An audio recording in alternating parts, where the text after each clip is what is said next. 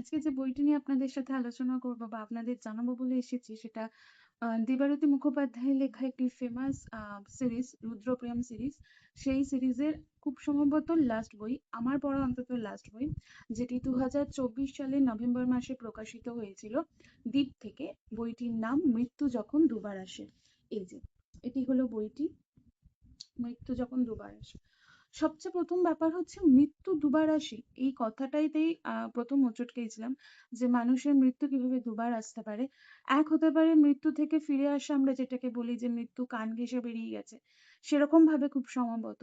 তবে এই বইটি পড়তে গিয়ে দেখেছি যে এখানে একটি পুরোনো সময়ের কাল আরকি। আ সেই সময় যখন লক্ষণ সেন নের রাজত্ব চলছে বাংলায়।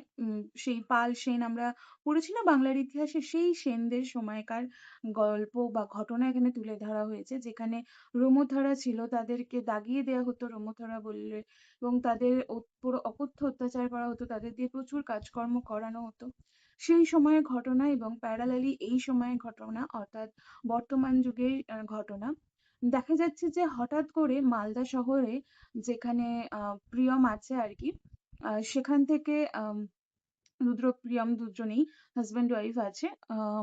রুদ্রাণী যে এই গল্পের মূল চরিত্র, পুলিশ অফিসার, সে পোস্টিং পেয়েছে এবং তার হাসব্যান্ড প্রিয়ম গেছে। তো সেখানে দেখা যাচ্ছে যে একের পর এক মেয়েরা উধাও হয়ে যাচ্ছে। তারা কোথায় উধাও হয়ে যাচ্ছে, কোথায় যাচ্ছে উধাও হয়ে, সেই সমস্ত কিছু নিয়েই এই উপন্যাসটি।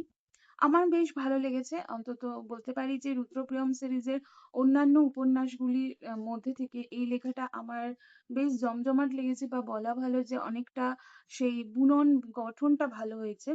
তো সেইজন্য ভালো লেগেছে। আপনারাও একবার হলে পড়ে দেখতে পারেন। আর যারা রুদ্রপ্রিয়ম সিরিজ ফলো করেন তাদেরা তো অবশ্যই পড়বেন।